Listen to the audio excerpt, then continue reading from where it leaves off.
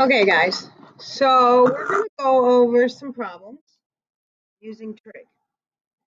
I uploaded the notes for you, so you should have them. Now, you can use a calculator or you can use the iPhone calculator. So I'm going to use the iPhone calculator because I don't know that you all have calculators at home. So I'm going to show you how to find missing sides given an angle and another side using trigonometry. So before, remember we were looking at the ratios. We have all the ratios are still here because it's only 3 minutes left in my time, even though it may be 3 minutes later in my time, even though it may be a day or two later in your time. So we have the triangle right here. We need to find what this missing side is. So first we have to label all the sides. So I'm going to draw my little person right where I'm given the angle. That way I can easily find which side is opposite my person. Well, it's going to be right here. Which side is the hypotenuse? It's always going to be across from the 90-degree angle.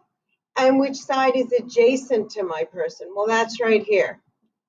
Now, to decide which trig ratio to use out of the three that we have, remember we have sine, cosine, and tangent, we have to look at the information we're given. We're given the x, which is opposite, and we're given the 19, which is hypotenuse. We're given no information on the adjacent side. So we look down here. This is the only one that has opposite and hypotenuse in it. So we have to use sine. So the way we do this, we set up a formula, an equation, and we do sine of a specific angle, which is 28 degrees, equals, look, sine equals opposite over hypotenuse. Well, opposite is x, hypotenuse is 19. Now, to solve for x, x is currently being divided by 19. To undo division, we have to do multiplication. So we multiply by 19 on this side. We multiply by 19 on this side. These 19s cancel because 19 divided by 19 is 1. And we get x equals 19 times sine of 28.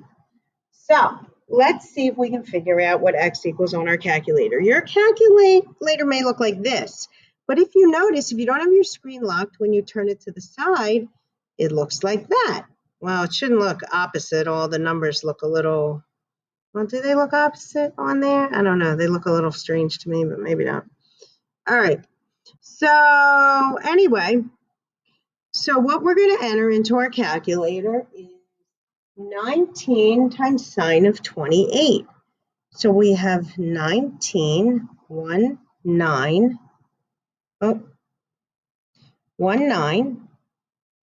times, the way you have to enter it in here is 28, and then you hit the sine button. That's the sine of 28 equals 8.9. So let's look up here. X equals 8.9. Now, if you have a regular calculator, you can enter it more easily. So what you would enter is 19 times sine 28, 8.9. The only thing is, many of you don't have these at home. So you have to enter it kind of out of order if you have the calculator over here. So I want you to make sure you can do this correctly by doing 19 times 28 sine equals, just like that. So you guys try that, okay? See if you can do it. Then we'll go on to the next problem.